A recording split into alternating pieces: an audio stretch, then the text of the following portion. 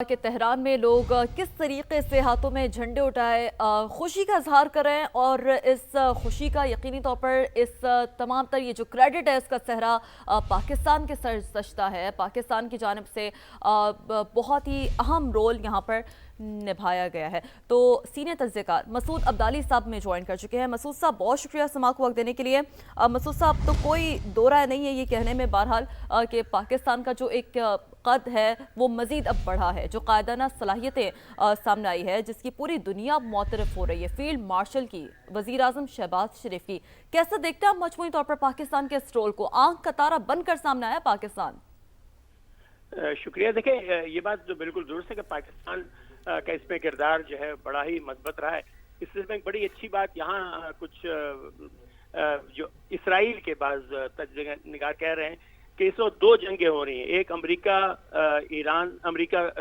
Israel और Iran के दरमियान जो अस्करी जंग है, और एक पाकिस्तान और इसराइल के दरमियान जो सफारती जंग है। इसराइल जंग जारी रखना चाहता है और मिडिल ईस्ट को तबाह करना चाहता है। उसके मुकाबले में पाकिस्तान जंग बंद करके अमन कायम करना चाहता है। और उनका कहना यह है, इसराइली तज्ज़ेनिगारों का, कि ऐसा लगता है कि इस जंग के पहले मरहले में पाकिस्तान कामयाब हुआ है, कि वो कम से कम आर्जी तौर पर जंग बंद कराने में कामयाब हो गया है। लेकिन इसमें जो जंगबंदी का जो माहदा, जो अबूरी जंगबंदी का माहदा हुआ है, इसमें एक बहुत बड़ा किरदार खुद जनाब ट्रंप साहब के गैर जिम्मेदाराना रवैये का था। जिस तरह से फहश कलामी की, जिस तरह धमकी दे रहे थे, जो बिल्कुल यानी जंगी जराइम की जमन में आ रहा था। ऐसा लग रहा था कि अगर ये काम कर देते वो जो करना चाह रहे थे तो जंगी जराइम में आता। खुद उनकी पार्टी के लोग भी इसके मुखालिफ थे। बल्कि आज अमरीकी ज्यूइश काउंसिल की जो सरबराह हैं, उन्होंने ये कहा बड़ा साफ साफ कि सदर ट्रंप जो कदम उठाना चाहते हैं उससे किसी और का नहीं, अमरीकी यहूदियों का और इसराइल का नुकसान होगा। तो इससे एक लिहाज से खासे दबाव में भी थे और उनको फेस सेविंग चाहिए था। ये बड़ा कमाल है पाकिस्तानी सफारतकारी का कि पाकिस्तान ने दोनों को, ईरान को और अमेरिका को, दोनों को फेस सेविंग दे करके एक ऐसे यानी जिसे कहते हैं अरेंजमेंट के ऊपर तैयार कर लिया है जिसमें दोनों बजाहिर विन विन सिचुएशन दोनों के लिए है। यानी जहां तक सदर ट्रंप का ताल्लुक है तो उनको उस लिहाज से वो कामयाबी का जश्न मना सकते हैं कि आबनाए हुर्मुज़ खोल दी गई। लेकिन दूसरी तरफ अगर ईरान के नुकसान से देखें तो ईरान ने उसको कंडीशनल खोला है। यानी साफ साफ रहा है कि वो अमरीका जो इराक़ी साहब ने, जो ईरानी वज़ीर ख़ारिजा ने जो कबूल की है शराइत शहबाज शरीफ की, उसमें उन्होंने लिखा है कि खुली हुर्मुज़ खुलेगी लेकिन under coordination with Iranian army. इसका मतलब कि ईरान जो है वो अपने कंट्रोल बरकरार रखेगा। वो यानी ट्रैफिक तो खुली रहेगी, जहाज तो आ जा सकेंगे, लेकिन वो ईरान के ताबन से होगा, ईरान की मर्जी से होगा। तो इस लिहाज से अपनाए पर ईरान का कंट्रोल भी रहा और उसमें ट्रैफिक भी जारी रहेगी। तो इस लिहाज से ट्रंप साहब को फिर से इसमें मिली कि वहाँ ट्रैफिक बरकरार हो गई दोबारा। और ईरान अपने मौके पर कायम रहा कि अपनाए पर कंट्रोल ईरान का ही रहेगा। तो इस लिहाज से ये विन विन सिचुएशन दोनों के लिए ये बड़ी कामयाबी है पाकिस्तान की और शहबाज शरीफ की, कि उन्होंने जो है वो दोनों को एक ऐसा मुआहदा तैयार किया कि जिसके अंदर दोनों के लिए कामयाबी का पहलू है। सही।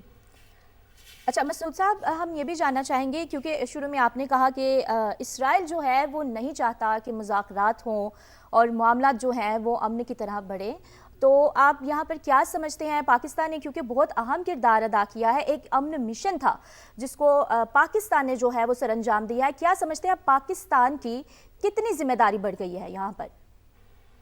देखिए, जिम्मेदारी एक जो इसमें बहुत बड़ा मसला जो बहरहाल जो है वो ये कि सदर ट्रंप की जो साख है वो आलमी माहदे के मामले में वो इंतहाई खराब है। इन पर कोई भी ट्रस्ट नहीं करता। खुद उनकी अपनी पार्टी के लोग अमेरिका में ट्रस्ट नहीं करते। यानी आदि झूठा जिसे कहते हैं वो है, झूठ बोल देते हैं, मतलब वो माहदे की पासदारी नहीं करते। माहदे के इस बात के भी में कोई शक, इस बात में भी किसी को ताज्जुब नहीं होगा कि 2 दिन बाद दोबारा हमला कर दें ईरान के ऊपर। तो ये ऐसा कुछ करते रहते हैं। इस बार ऐसा हुआ है कि वो चूंकि ऐसी बातों ने जो बातें उन्होंने की थी, ये किया कि उनके पुलों को, इंफ्रास्ट्रक्चर को तबाह करेंगे और आज उन्होंने कहा हम पूरी तहजीब को मिटा देंगे।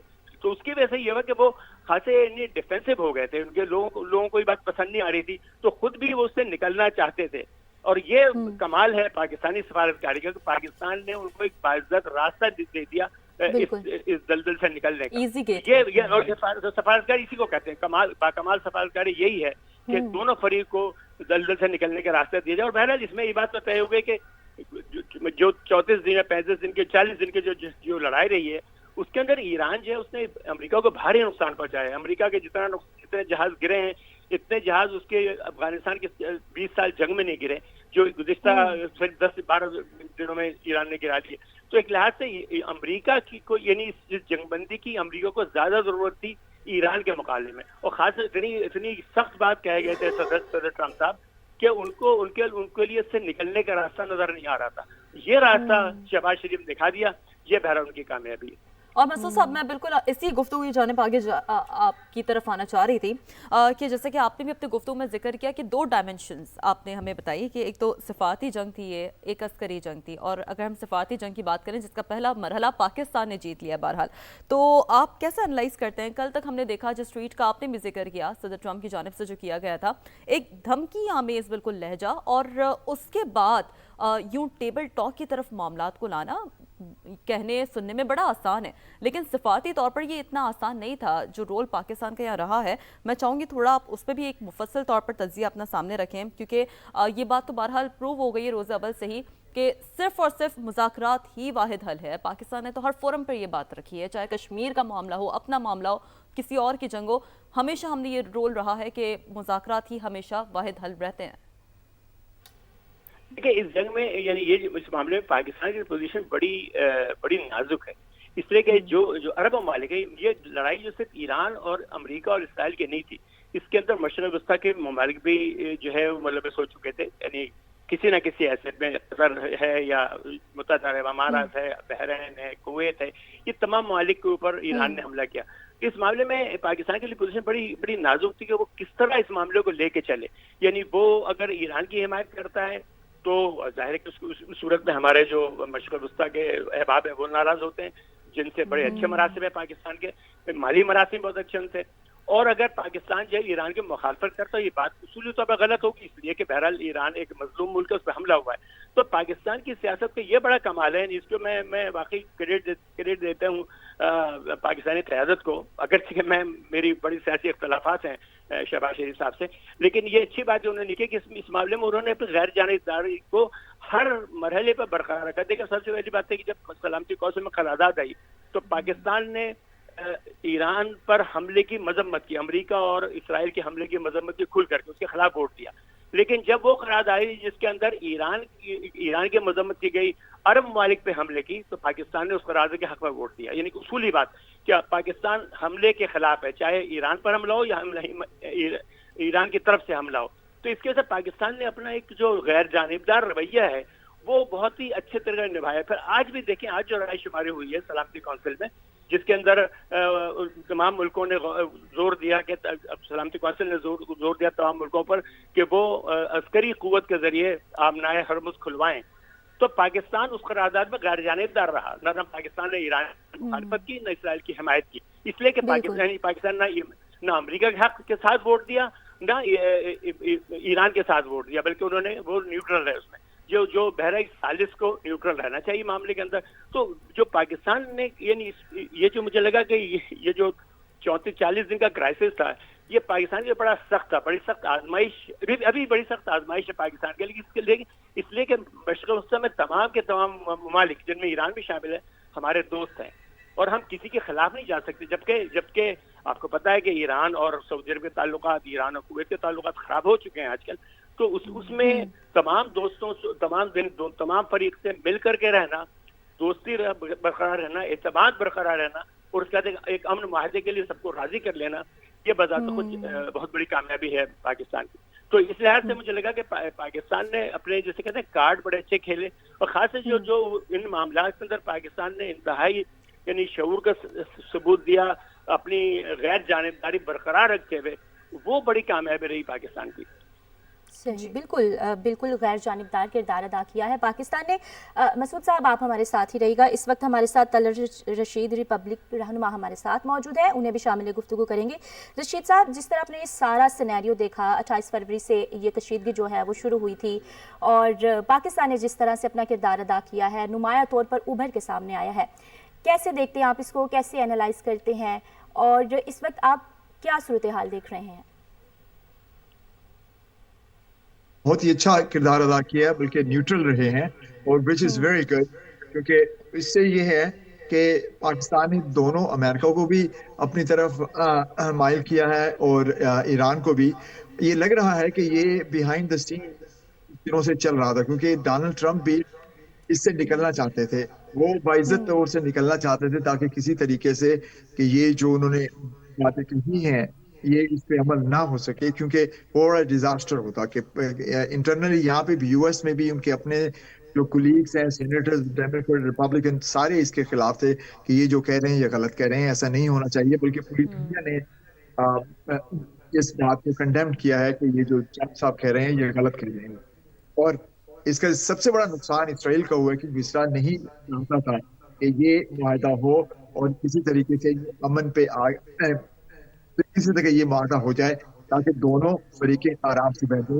ईरान ने भी बड़ा अच्छा प्लेयर अदा किया, कि वो भी डटा रहा है और वो पीछे नहीं हटा।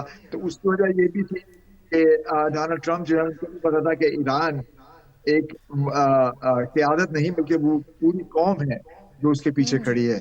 और इस वजह से जो भी बातें होती रही, या ट्रंप साहब कहते रहे, ट्रंप साहब उन्होंने काफी दफा ये कहा कि हम ये करेंगे वो करेंगे, लेकिन बाद में फिर वो यू टर्न ले लेते थे, क्योंकि उनको पता था कि इसमें जंग में जीत किसी की नहीं होती, ये गिव एंड टेक वाला है। अब जो ईरान ने कहा है कि हम जो 10 नुकात हमारे हैं, इसमें से ईरान अपनी काफी चीजें मनवा लेगा, जिसमें जो भी उसका नुकसान हुआ है वो रिकूप करेगा। और हरमुज को उसने खोल दिया है, और के पीछे आई थिंक पाकिस्तान के अलावा दूसरों कुछ और ताकतों का भी है जो अभी सामने। बिल्कुल। अच्छा तलत साहब, चूंकि आप खुद रिपब्लिकन रहनुमा हैं, थोड़ा सा हम इस लेंस से भी ज़ाहिर है जानना चाहेंगे, बड़ा क्लोजली जो ट्रंप के डिसीजंस हैं उस पर जो रिपब्लिकन रहनुमा है वो अपना जो रद्द-ए-अमल है उसका भी इजहार करते रहे हैं। Pre analysis and post analysis, यानी कि ट्रंप के बिलखुसूस इस फैसले को, क्योंकि एक आरा तो ये भी सामने आ रही थी रिपब्लिकन की जानिब से कि अमेरिका को इस जंग में पड़ना ही नहीं चाहिए था, ये तो इसराइल की जंग थी, क्योंकि ज़ाहिर है इसका डायरेक्ट इम्पैक्ट वहाँ के अवाम पर भी पड़ा है, और जब अवाम पे वो इम्पैक्ट पड़ा है तो आगे मिड टर्म इलेक्शंस आगे हैं, तो उसका भी बहरहाल ट्रंप को इस हवाले से भी वो एक चीज़ सामने आ सकती है। तो हम चाहेंगे थोड़ा पार्टी लेंस के तौर पर भी आप इस सारी सिचुएशन को तलत साहब एनालाइज कर सकें। जी जी, देखें, ट्रंप जो इसमें गए हैं ना, ये किसी की मर्जी से नहीं गए। अमेरिकन पब्लिक की मर्जी नहीं थी, कांग्रेसमैन, यहाँ पे सेनेटर्स, किसी की मर्जी नहीं थी। वो तो इसराइल के कहने पे गए थे, और बाद में वो पछता रहे थे। उन्होंने ये समझा था कि ये आसानी से जो ईरान की क़यादत है इसको अगर गिरा दिया जाए, काफी लोग शहीद हुए, अगर ये हम लोग कर लेंगे तो इसका मतलब कि पूरी ओपिनियन चेंज हो जाएगी। ये ऐसा नहीं होता। ये अब अगर ये ऐसा होता भी तो आवाम जो है वो इतनी स्ट्रांग है कि वो इसको नहीं होना देती। यहाँ पे जहां तक यहाँ पे कांग्रेसमैन सेनेटर का ताल्लुक है, भाई अभी इलेक्शन मिड टर्म आ रहे हैं, मिड टर्म में डोनाल्ड ट्रंप अपनी साथ खो सकते हैं, क्योंकि अगर मेजॉरिटी डेमोक्रेट की आ गई तो डोनाल्ड ट्रंप तो बिल्कुल क्रिपल्ड हो जाएंगे, कुछ नहीं कर सकेंगे। इसी वजह से यहाँ के कई जो सेनेटर, कांग्रेसमैन जो इलेक्शन के लिए लड़ना चाह रहे हैं, वो ट्रंप से अपने आप को डिसएसोसिएट कर रहे हैं, क्योंकि उनको पता है कि जनरल ओपिनियन लोगों की ट्रंप के खिलाफ हो चुकी है। कई रिपब्लिकन जिन्होंने पहले वोट किया था, अब वो ट्रंप को वोट या उसकी पार्टी को वोट देने से गुरेज कर रहे हैं। तो इसीलिए यहाँ पे काफी मसला हो रहा है, क्योंकि हर चीज बढ़ रही है, गैस प्राइसेस इतने ज्यादा हो गए हैं, लोग तो यही देखते हैं कि उनके पॉकेट में किस किस किस्म का बोझ पड़ रहा है। हर चीज, ग्रोसरीज महंगी हो गई हैं, क्योंकि ट्रांसपोर्टेशन है, ऑयल से सब चीज चल रही है, और वो हर चीज पे उस पर इफेक्ट हो रहा है। इसलिए डोनाल्ड ट्रंप भी चाहते थे कि किसी तरीके से इससे निकले, क्योंकि ईरान ने तो अपनी प्रॉक्सी जो है, जैसे हिजबुल्लाह हो गया या यमनी हूती हो गए, इन सबको बिल्कुल रेडी रखा हुआ था, और ईरान ने इससे काफी फायदा उठाया है, और इसराइल को इसका काफी नुकसान हुआ है। और जैसे मैंने कहा कि ये तो जंग है, डोनाल्ड ट्रंप बार बार कहते थे कि मैं लंबी जंग के फेवर में नहीं हूँ, मैं इसलिए वो उसमें जम करके उसके बाद वो पछता रहे हैं कि किसी तरीके से यहाँ से निकला जाए। Behind the scene I think Pakistan America से बात कर रहा होगा, बल्कि अमेरिका पाकिस्तान को पुश कर रहा था कि किसी तरीके से इस डील को आगे किया जाए। आई एम 100% श्योर कि अमेरिका ने पुश किया होगा पाकिस्तान को ये जो 2 हफ्ते की एक्सटेंशन के लिए, कि इसको पुश करो ये, क्योंकि पाकिस्तान ने अपनी तरफ से तो बहुत कोशिश की है और अच्छा किया है, न्यूट्रल रहे हैं, that's positive thing for Pakistan. सही। तलत साहब, जिस तरह आपने कहा है कि डोनाल्ड ट्रंप जो है वो मिड टर्म इलेक्शन आ रहे हैं, अपनी साख भी खो सकते हैं, और ईरान ने जिस तरह से डिटर्मिनेशन दिखाई है और जिस तरह से यूनिटी दिखाई है ईरान ने, आपको क्या लगता है कि भी जब मुज़ाकरात होंगे तो क्या डोनाल्ड ट्रंप ऐसा कोई स्टेप लेंगे जिसकी वजह से उनको अपनी साख खोने का खदशा हो? नहीं, डोनाल्ड ट्रंप जो है वो बुरी तरह फंसे हुए हैं अभी, क्योंकि ईरान, अब देखें ना, इसमें जीत किसकी हुई? ईरान जीत के आए। ईरान ने अमेरिका की एक बात भी नहीं मानी, और डोनाल्ड ट्रंप खुद ही नीचे उतरे। अभी जो 15 नुकात है, ईरान ने साफ मना कर दिया कि मैं इसको फॉलो नहीं करूंगा, मैं वो करूंगा जो मुझे चाहिए। सही। डील जब होती है उसमें गिव एंड टेक होता है। आई एम श्योर कि ईरान भी कुछ ऐसी चीजें हैं उसको कॉम्प्रोमाइज करना पड़ेगा, अमेरिका को भी कुछ ऐसी चीजें हैं उस पे कॉम्प्रोमाइज करना पड़ेगा। सबसे बड़ा मसला ये है मिडल ईस्ट के, जो कतर हो गए, बहरीन हो गए, सऊदी अरब हो गए, इन ममालिक को बहुत नुकसान हुआ है इकोनॉमिकली, और ईरान ने ये चाल चली है कि उस देखा ना, उसने अपना पैसा ना एम्यूनिशन में खर्च किया, प्लेन वगैरह पे उसने इतना पैसा नहीं किया। इसने अमेरिका को, पूरी दुनिया को जो फाइनेंशियल क्राइसिस है ना, उसको उसने उभार किया, उजागर किया है, ताकि लोग अगर फाइनेंशियली जब बिल्कुल वीक हो जाएंगे तो लोग अमेरिका को कहेंगे कि तुम इससे, क्योंकि यूरोप पूरा देखे ना, कोई भी यूरोप अमेरिका के साथ नहीं, किसी के साथ नहीं, सिवाय चंद के। उन्होंने खुल के अभी कहा कि जी हमारी वॉर नहीं, ये आपकी वॉर है, आपकी भी नहीं बल्कि इसराइल की। अमेरिका एक्चुअली इसराइल की प्रॉक्सी बन के आया है सामने, और इसी वजह से उसको नुकसान हुआ है, क्योंकि उसको कोई भी सपोर्ट लोकली नहीं मिल रही। और जो इलेक्शन की वजह से इसको खतरा भी है कि अगर रिपब्लिकन पार्टी के कैंडिडेट हार गए तो सेनेट और उसमें कांग्रेस में अगर मेजोरिटी नहीं हुई तो कोई बिल पास नहीं हो सकेगा।